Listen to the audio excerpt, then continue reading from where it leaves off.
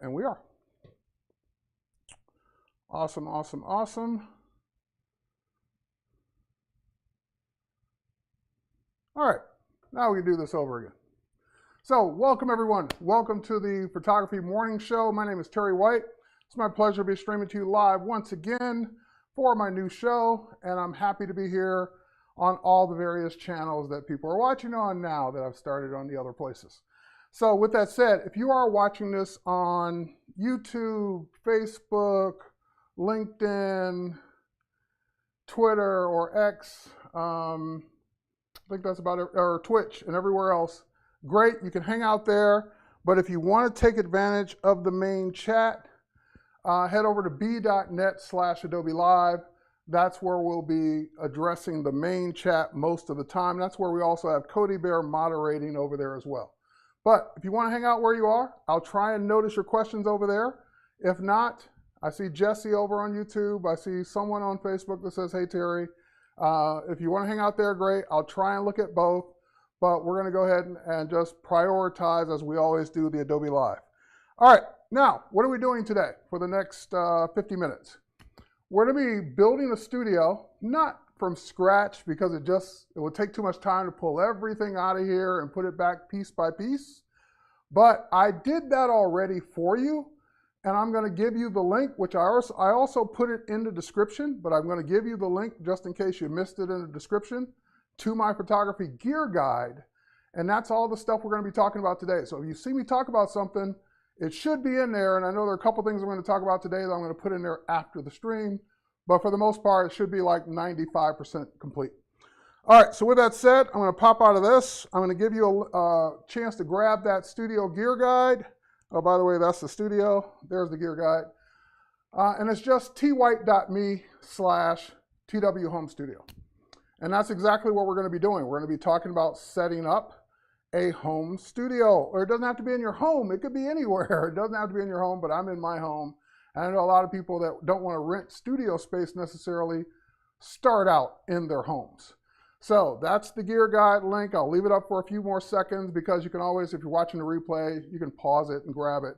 And if you're watching this on all the other channels, like I said, it should be in the description. Cody Bear just pasted it into the main chat over on Behance. So enough of that. Let's get back to the action.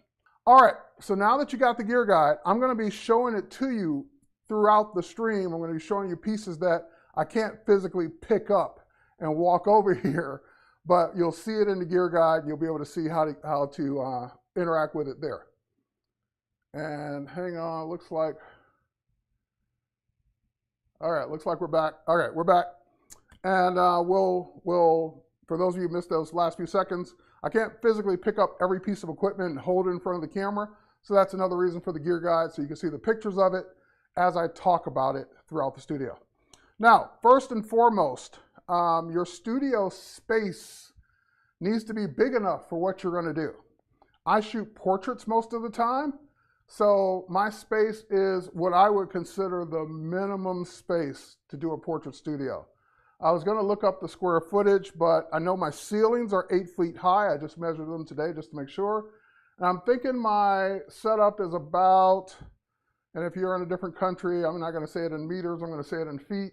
I think it's about 24 feet long by about 14 or 16 feet wide. And again, I would consider that a bare minimum because you need enough room to put your subject far enough away from the background and then for you to be far enough back from the subject to take the shot. So like I said, this is bare minimum. And I'll give you an example. I normally shoot with, and it's in the gear guide, I normally like to shoot with my my 70 to 200 millimeter lens. This is my favorite lens of all time. But I don't get a chance to shoot with it that much in this space because at 200 millimeters, I would be like shooting an eyeball. It would be too close. So I would have to back up into another room to be able to get the shot that far out. And at 70, that's about, you know, when I crank it all the way down to 70, then I'm really not taking advantage of the lens because I've got a 24 to 70. Might as well use that. So that's another reason why you want the space if you got it, because if you're going to shoot with a longer lens and one that gives you that nice shallow depth of field and that nice compression, then you're going to want to have the space to be able to do it. Now, space isn't always under your control. Like, for example, this was the room I wanted to use in my house for the studio. It is the size it is. I can't make it any bigger. I'm not going to tear down any walls to make it bigger. So it is what it is. I don't get to shoot with this lens as much as I'd like to. Therefore, I am shooting mostly with a 24 to 70. And that's what's on the camera right now, because at 24, I can get a nice wide angle. And at 70, I can get pretty close without being sitting right in front of the person's face. So for me, 24 to 70 in this size space is about the best you're going to do. Now, we're going to get into some lighting, props, tripods, gear. We're actually going to do a quick shoot. We're going to do all kinds of things today. But let me go ahead and switch over to the gear guide, because that'll keep me focused and keep me in order. So I'm going to switch over here. And this is the same gear guide you just got the link to. I'm going to scroll up. There's a couple of videos you can go watch from previous sessions. And this is the camera I'm going to be using today. Actually, that's picture the camera I'm going to be using today. But that's not my new camera. My new camera is actually right under here somewhere buried. My new camera is the new Nikon Z8. So this is the camera I use mostly now. But the Z8 is so new that it doesn't tether into Lightroom Capture yet. Nikon has to update their tethering SDK, Software Developer Kit, and then we'll tie into it in the Lightroom Classic at some point. Usually RAW support always comes first, so RAW support's already there, but the tethering natively isn't there yet. It will be as soon as Nikon catches up. All right. Now, speaking of spaces, I know people shoot in spare bedrooms, they shoot in garages, they shoot in, maybe the backyard or whatever. Another reason why, if you can dedicate a space, it's better, because you don't want to have to keep tearing everything down from scratch, or tearing everything down and putting it all back together from scratch. I've played that game before on some rented space. It's not fun having to get to the session at least an hour, if not 2 hours beforehand, just to pull everything out of a closet or a locker, put everything up from scratch, then tear it all back down after the shoot and put it all back away. I don't want to do that anymore. So either I'm going to have a space dedicated like this, or even if I rent a space in a building, a commercial building, it's going to be a space I can leave the equipment set up, or at least the majority of the equipment set up all the time. And plus, I was dragging the expensive equipment back and forth to that studio. I was like carrying the cameras and the lights that I didn't trust leaving there because I didn't want them to get stolen or damaged or whatever. So it's not my, I did that for actually 2 years. Don't want to ever do that again. All right, let's get into, so camera. You can use a professional camera, mirrorless camera, DSLR, or your phone. We're going to be talking about phone photography as well and what you would need to do that. Doesn't really matter what camera you use or what you like to use, because it's just a matter of how you're going, as long as it gives you the shot you want, meaning from the quality, and as long as you can light the shot and get the lighting you want in a studio, that's the advantage. Now, why a studio versus just going outside and shooting? Well, for example, here in Atlanta today, as we speak right now, it's 87 degrees outside. 87 degrees, gonna be 90 something today. I don't want to be outside shooting and my subject sweating and I'm sweating, and it's miserable to be shooting outside. Also, you're under, as far as lighting is concerned, when you're outside, you're at the mercy of natural light. Today is a beautiful day, and if I'd have got out this morning, probably could have got some good shots. Wait till sun starts to go down this evening, probably get some good shots. Don't want to be out in the middle of the day.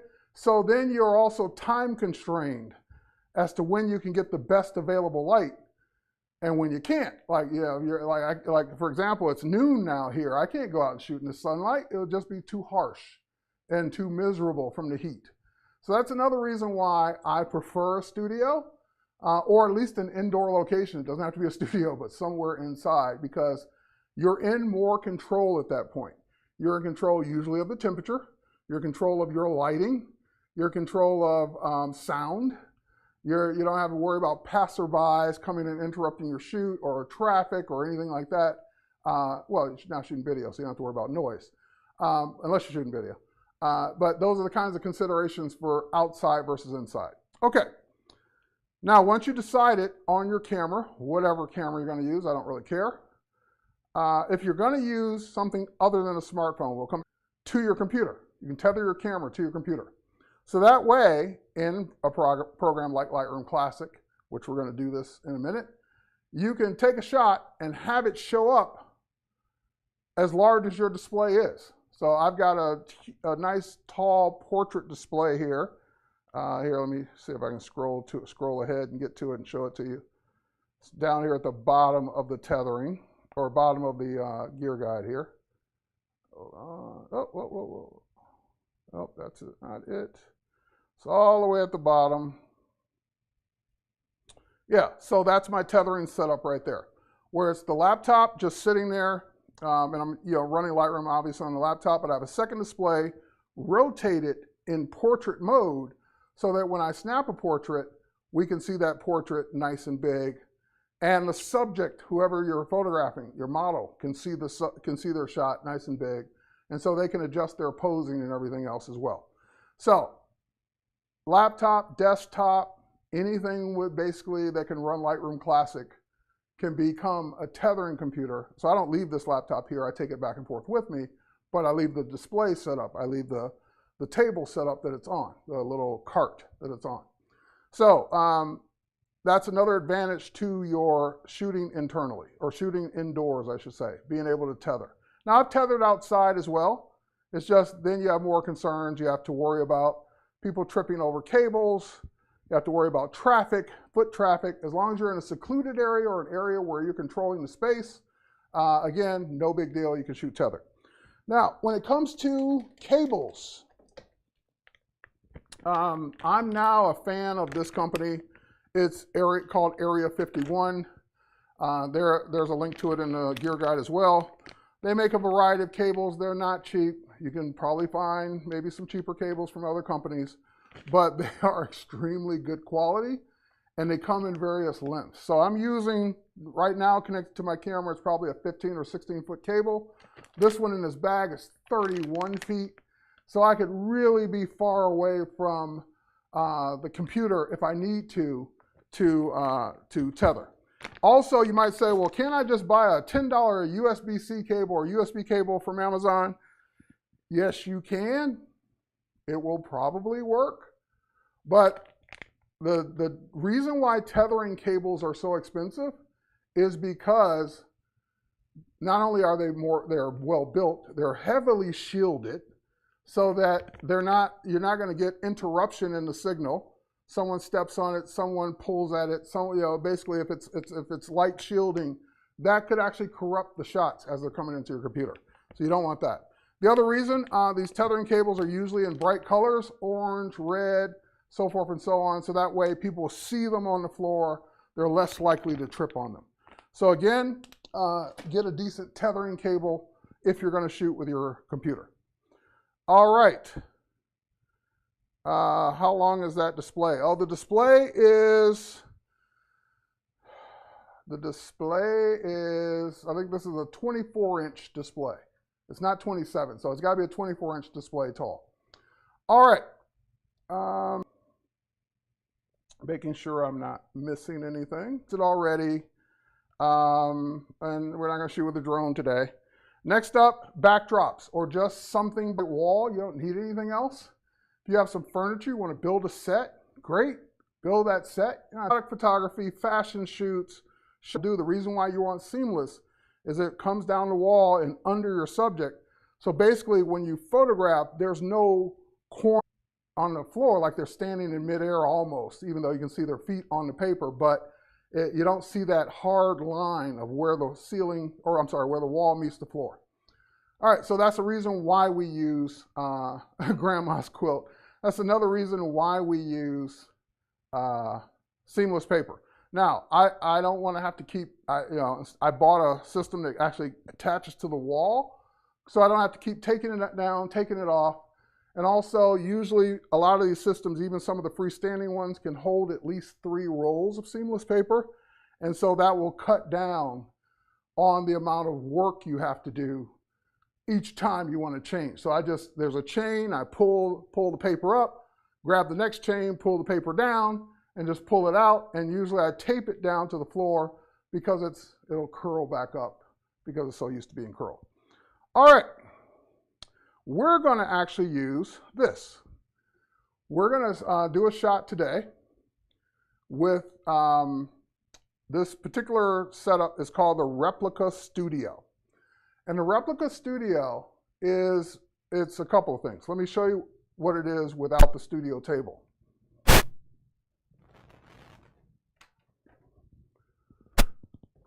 Replica Surfaces sells basically these little, I guess they're like 24 by 24 square backdrops.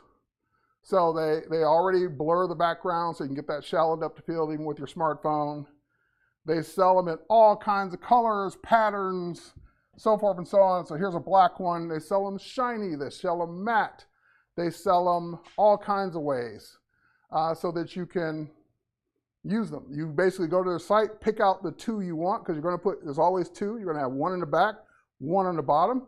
And you don't need the table for this. You can buy the little clamps, and these will clamp together so that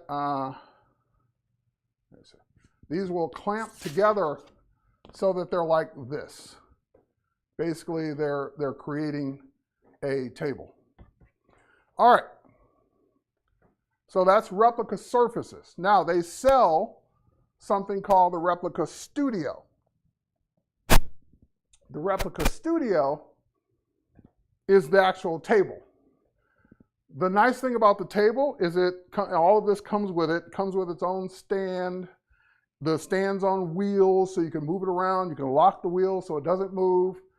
And you not only can put a surface on the bottom and one on the back, but you can also put them on the sides. So if you want to have basically a corner that you want to shoot into and then have a surface on the bottom, you can. So this is what we use for product photography. I mostly do portraits. Victoria does product photography, but I'm going to steal her surface table today and use it for the shoot that we're going to do now. All right, so let's move on. Before we actually take the shot, let's talk about lighting. Now, typically, as a starting out in your studio, you're going to do one of 3 things, if not multiple, but you're going to do at least one of these 3 things. You're going to have flash photography, whether it's a studio strobe like I'm using, or number 2, these are way less expensive and easier to manage and use, speed lights. I've got speed lights in the past for as low as $70. So Young Newell is the brand I used to use for speed lights. They work great, and because at the end of the day, it's a bright flash of light. It's just those can recycle faster, those can put out more light, those can actually overpower the sun, and these can't necessarily do all of that because they're just not as big and as powerful. But they both, at the end of the day, create a bright flash of light. And then lastly, the other number 3 would be, especially if you're using your phone, you can't use these because you can't trigger them. If you're using your phone, then you're going to use continuous light. So I've got a continuous light on me right now. This is the Lume Cube. If we go down to the lighting, that's this panel right here, the Lume Cube Studio. This is a great kit. Comes in, you get 2 lights, stands, barn doors, case to carry it in, remote control to change the brightness, change the color, when I say color, I mean color temperature. Change the color temperature, turn them on and off. So you get a remote to do all those things, and of course you can do all that from the back. Built-in battery. So this is running off battery right now. I don't have it plugged in. So that makes it great for moving it around, taking it places, taking it on location where you might not have a plug. So built-in battery. Just recharge it at night and you're good to go the next day. I won't buy a light anymore, any kind of photography light equipment that doesn't have a battery because I don't want to be limited to a power plug in my studio. So all my strobes now are battery operated as well. I can take them on location, put them on a stand, use them, trigger them, do the whole 9 yards without ever plugging in power because they are rechargeable. And these actually have removable batteries, so you can charge a battery, have an extra battery charge, swap them out. But this actually has a rechargeable battery pack, and the battery charger for this charges via USB-C. So battery operated lights from here on out. I used to shoot Elinchrom, and the thing that bugged me about Elinchrom was in order to get something portable or battery operated, you had to buy a whole new battery operated portable kit called the Ranger. I don't know if they ever made their strobes battery, but I've since moved on to Westcott because battery. All right. So now that we talked about that, your different ways to light, the other thing that you want to be concerned about when you buy your lighting is what you're going to trigger it with. So another reason I like Westcott, because their strobes and their speed light can be triggered by the same trigger. So this is their FJX3, where they took my feedback into account.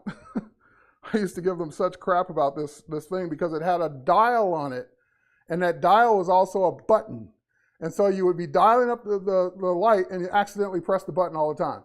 They took care of that. It's now a button and a four-way switch, or a four-way button. So you're never going to be scrolling and hit a button by mistake. Now this particular trigger can trigger all of their gear. So one trigger for any kind of camera triggers their gear, and you can control it in multiple groups. So you can put one light, main light in one group, your key light in another group, your speed light in another group. You can use as many groups as you want and control the power up and down from your camera using this. So I'm going to turn this off for now, put it back on the camera. Then we're going to turn the main light on, and let's take some shots. Okay, so the light has an on-off button. If you don't use it for a while, it will go to sleep. So I just turned it on. And the only reason I know it's on is because I can look up and see it. And I heard it beep. But as soon as I turn on the trigger, watch what happens. Trigger's on, and it connected to it. And what happened, you saw it light up, what happened is the modeling light came on because the trigger is now controlling the light. So the trigger is set to turn on what's called the modeling light. What's a modeling light? The modeling light is it's not bright enough to really take pictures with. It's just bright enough to illuminate your scene so your camera can autofocus on it, or you can focus on it. So that's the whole point of a modeling light. All right, I'm going to switch the camera on. All right, camera's on now. And we're going to switch on the computer. I'll switch to the computer in a second. All right, once I get back to Lightroom, let's switch to the computer. All right, so I got the computer up. I got Lightroom Classic up. I'm going to go ahead and go to my File menu in Lightroom Classic. Tether Capture, start Tether Capture. I already gave it a name, Home Studio Setup. I already took a few test shots, so the next one's going to be number 7. I can put it back to 1 because I deleted the test shots. But anyway, this is where it's going to put them, and I'll click OK. Now it's looking for the camera over that long USB cable, and once it finds the camera, it does that. So first bit of advice I can give you, unless your camera can capture to the computer via tethering and to the memory card at the same time, and that's what you want, other than that, take the memory card out of the camera. Nikons can't shoot both. They can't shoot to the computer and the card at the same time. So having the card in is a waste of time. It's because it's never going to use it. But the main reason why you want to take the card out is because if you have images on that card from any other shoot, when you turn the camera on and you hit Start Tether Capture, like I just did, and you notice it's waiting and waiting and waiting and waiting, and it might take forever before it comes up, you might think it's not working because it has to check every image on that card. So you'll see the light going off on your camera. You just see the green light blinking because it's looking at every image on that card for whatever reason to make sure they're okay. Then once it's checked 1,000 images, 500 images, how many of you have in the card, then it'll say, okay, you can tether now, even though it's not going to use the card. Go figure. So I always remember to take the card out, especially on an icon. All right, so the card's out, tethering came up. I can control the camera settings right from this tether bar or on the camera. I can even hit the shutter button and take a shot. But you probably want to see what we're shooting. So let's go to the camera settings. And that's what it looks like right now. So this is the Z6 II, which can tether into Lightroom Classic. I've got one light on.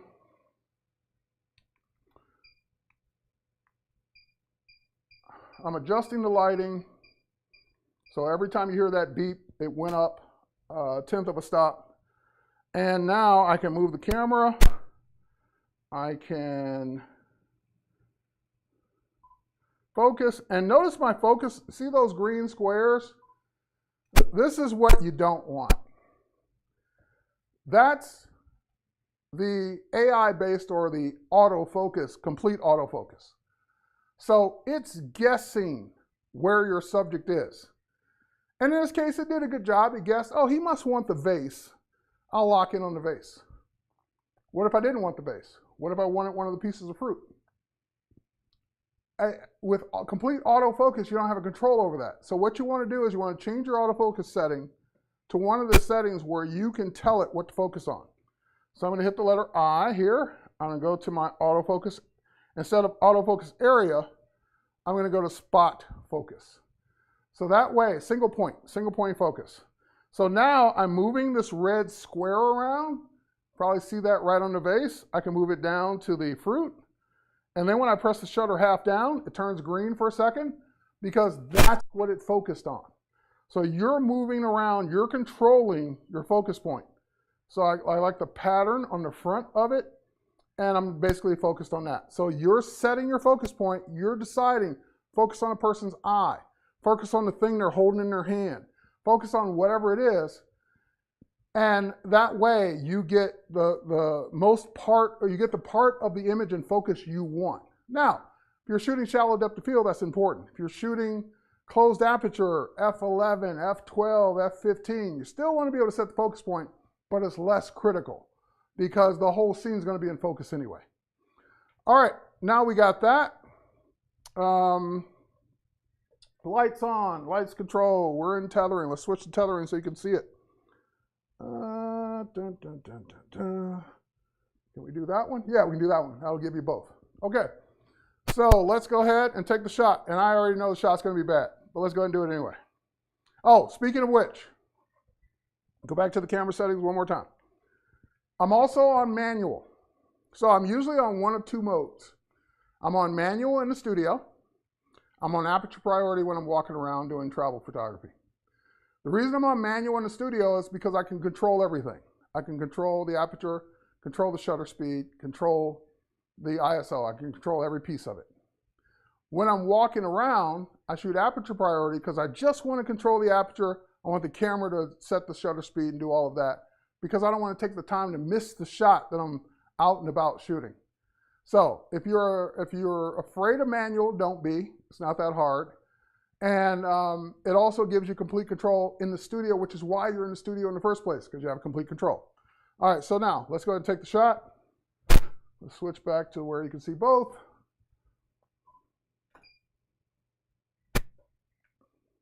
I'm going to go full screen so you can see it better. And actually, it's better than I thought it would be. I thought it's still too bright. It's still overexposed a bit, but I thought it would be more overexposed than that. Because I've got my main light set to 6, and I'm going to bring it down a bit. I'm going to bring it down to 5.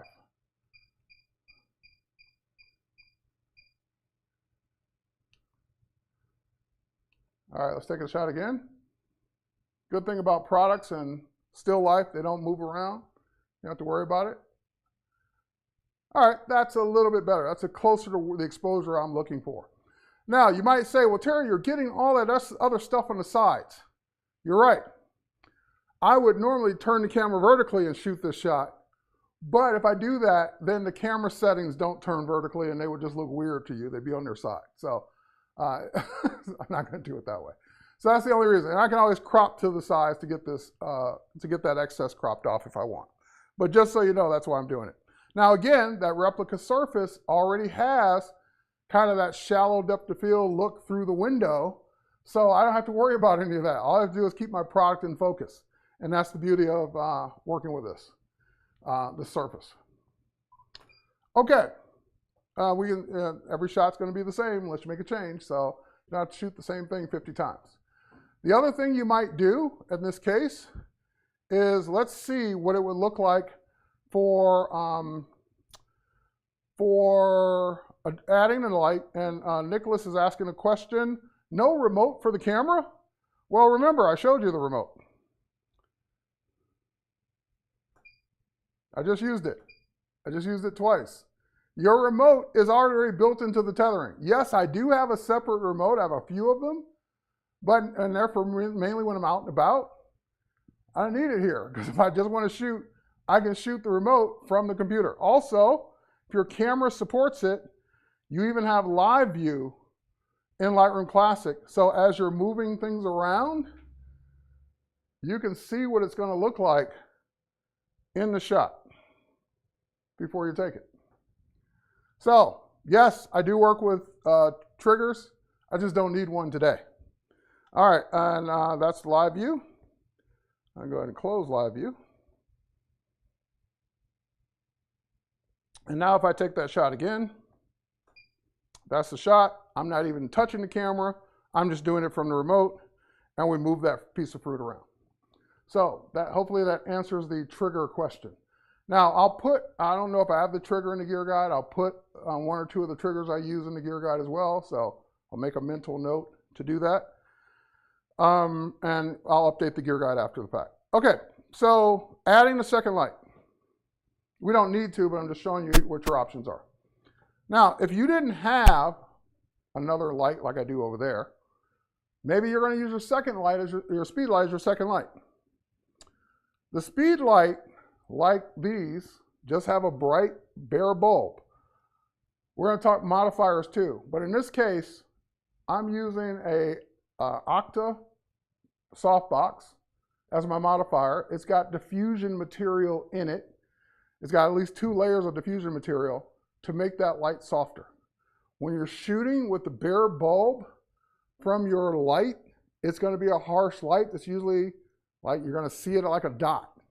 You want that light to spread out. You want it to look soft. You want it to look natural. Like you see that there's a light at the top of that base, but it doesn't look like a light bulb. It doesn't look bright. And that's the whole point of modifiers and diffusers. Okay, so if I turn this light on, and here, let me show it to you. So now I press the on button. Now there's a, I didn't press it quick enough. Now there's a, do you want to turn it on? Yes, I do. Okay. And the minute it connected to the trigger, it turned on the modeling light because that trigger is controlling every group, and this is in group B. You can see the B there, hopefully. The group B is up there. I don't know if you can see it, but anyway, it's in group B, and group B has the modeling light turned on. Now I don't need the modeling light on both lights, so I can go down and turn the modeling light off, group B.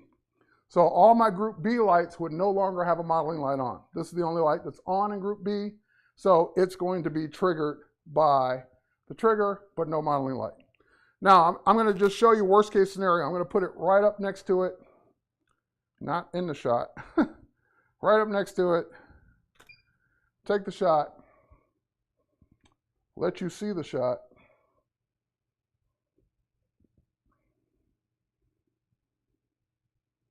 There you go.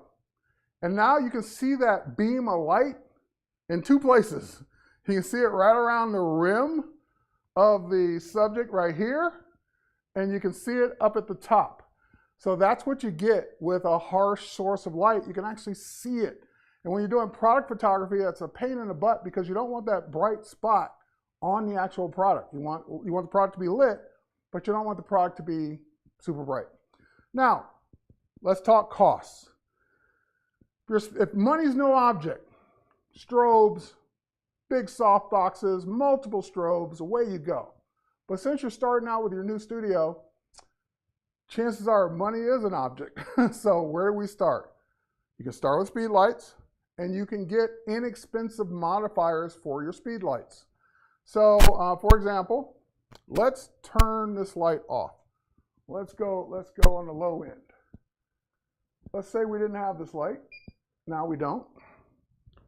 So now we're just using the speed light.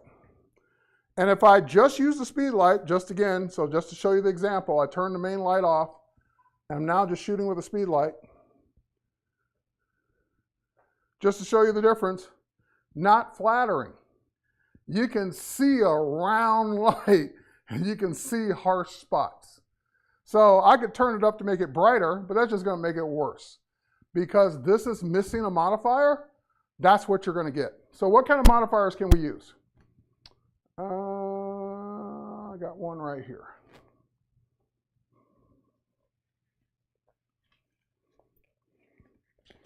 Okay. Let me go back to me for a second. This is one of a couple of different modifiers I have. And this is really just a small softbox for speed lights. That's all it is. It's just like, very inexpensive on the photo sites, B&H or Amazon, very inexpensive. And it just basically goes over your speed light.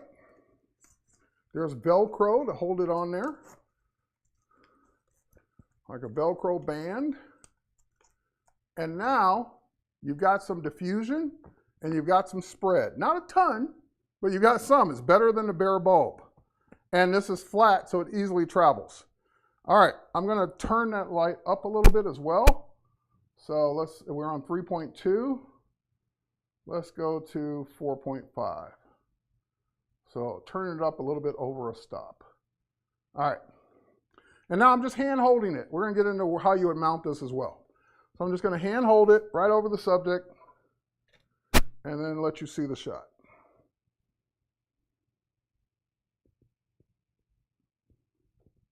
And there we go. Okay. Still not that much better. Let's try it again. Let's maybe not be so close. Let's crank up the power a little bit more so we can be further back.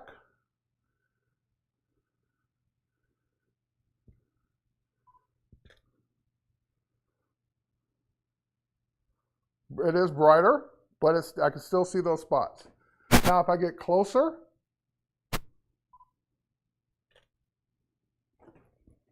brighter, I can see the spots. So you can control the brightness by the distance. You control the brightness by the power. But this is good. You're not going to get much better than this because it's small and it's one layer of diffusion. So how do modifiers work? Think about the sun. The sun is the brightest thing we know, right? It's way up in the sky. It's huge. But it's so far away, it basically looks like a dot to us. The bigger the light source, the closer to the subject, the softer it will be. This is a small light source, like the sun is to us. It's very small from what we see. And it's not filtered by anything, so it's very harsh. So same thing with these modifiers. If you want something softer, get a softer modifier. Now in this case, they do make, I got one down here somewhere. I thought I opened one. What's this one? Yeah, open this one. They do make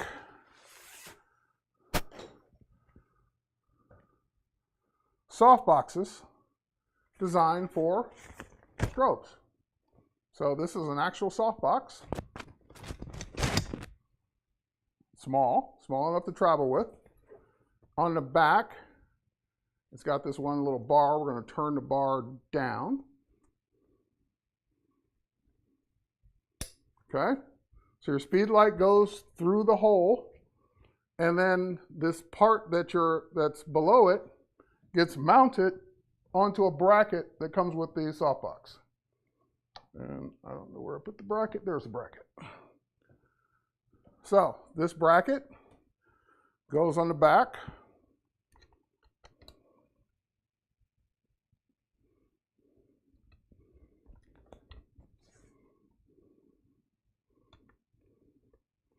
Hang on a second. There we go. Let me move it.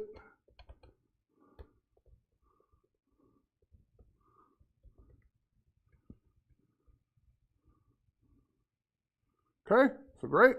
So now this goes on a light stand. Your speed light goes back here, points through there, you get a soft. Well, you're like saying, but wait, that's just a bare bulb. It is just a bare bulb if you don't put the diffuser on it that comes with it. So the diffuser basically just wraps around the outside of it.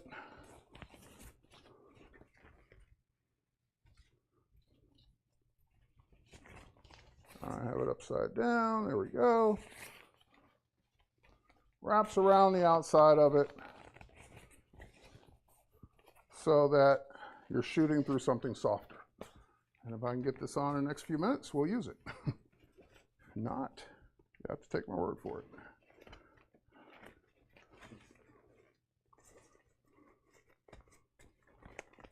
And normally this like Velcro's on. And I'm somehow missing the Velcro parts of it.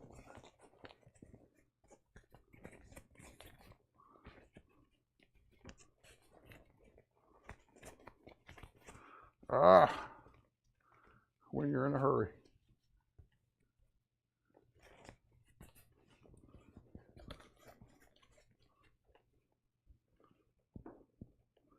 All right, I think I got it.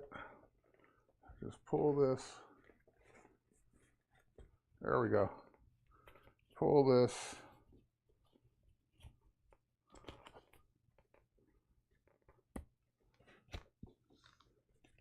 So, bigger than that little bitty one that could fit in your backpack.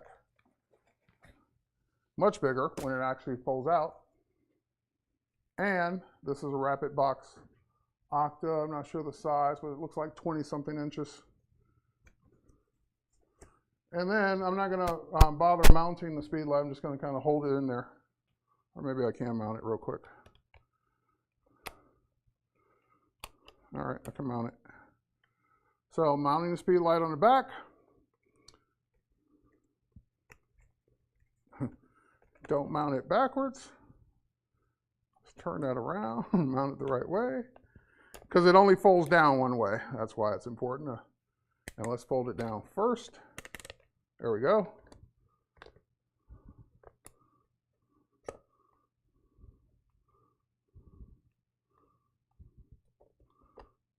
Just making a couple of adjustments here. And like so. Okay. Turn this back on.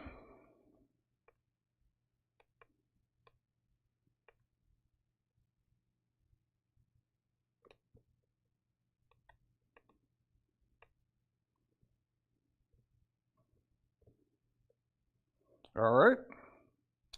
And now let's go ahead and shoot this as is. Okay, so I'll switch it back to you.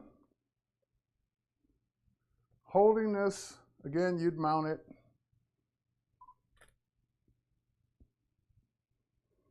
Now again, I'm not in front of it because this one's in the way, but here, let's see if I can get it. No, I can't shoot it. Well, maybe. If I position it right on top of the lens there. Better. And look at how much softer that is. Look at that reflection on it. How much softer. Let's crank up the power a little bit more.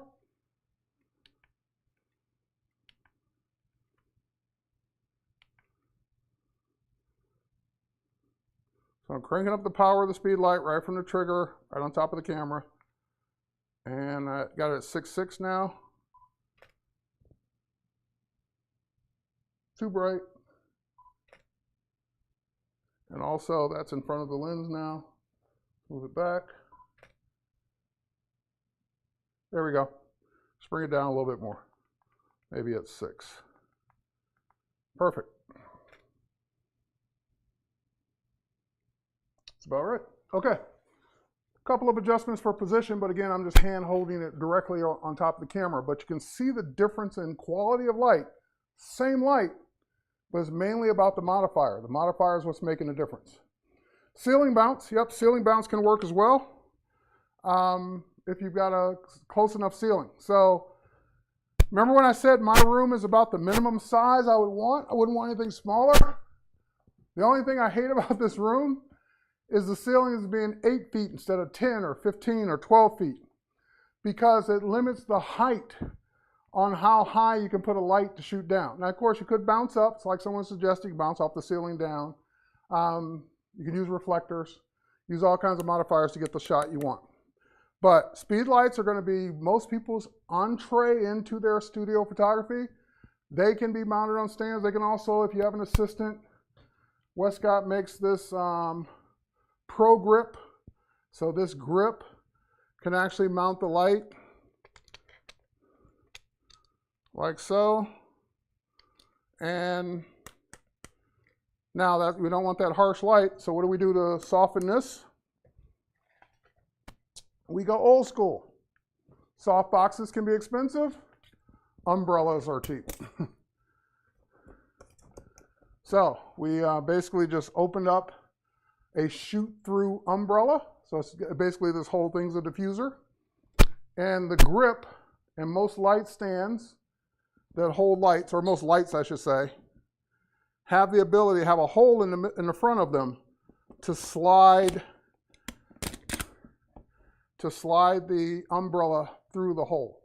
So basically, that's the way it would shoot. So, and even the strobes, the stand for the strobe has a hole in it to slide the umbrella through. So this is another option. And we'll take this one last shot using this, and then we'll address any questions, and our time will just about be up. All right, so this is further away because the umbrella's further away from the light. So yeah, I expect it to be darker. I'm also not in front of it because of the other stuff's in the way, but you get the idea. Still nice and soft, and umbrellas are a fraction of the cost of soft boxes. And I'm just hand holding it with this, but this whole thing can be mounted on a stand as well. Even this grip has a 1/4-20 in the bottom of it. So you can even mount this grip onto a light stand or tripod or whatever. All right, so umbrellas, when you go super portable, because at the end of the day, it's just an umbrella, super portable, speed light, grip, and an assistant to hold it, and maybe 2 assistants to hold 2 of them. And you've got your own portable studio that you can take on the go and use in studio. So light stands, and by the way, these speed lights, every speed light I know of comes with one of these, where you can mount the speed light in here and then mount this onto a stand as well, or just set it down on a table. So if you don't want to hold it, don't have someone to hold it, most speed lights can be mounted, and of course, all kinds of accessories. When it comes to light stands, you can go cheap. These are like inexpensive, lightweight aluminum light stands. You can also go super expensive with C-stands at heavy duty. If you're gonna mount something big, you're gonna have something over an arm, be sure to put sandbags on it so it doesn't fall over. Back in my day, I had one of my expensive strobes. I was walking away from it, actually. I was walking away from the studio, and I heard crash. Well, I didn't hear the I just heard the crash. And my whole strobe fell and cracked the case. It still worked, but it cracked the case and just and luckily it still worked. I think I had to replace the modeling lamp, but it could have been a lot worse. So sandbags, always hold the stuff down with sandbags. All right, see if I missed anything. Yep,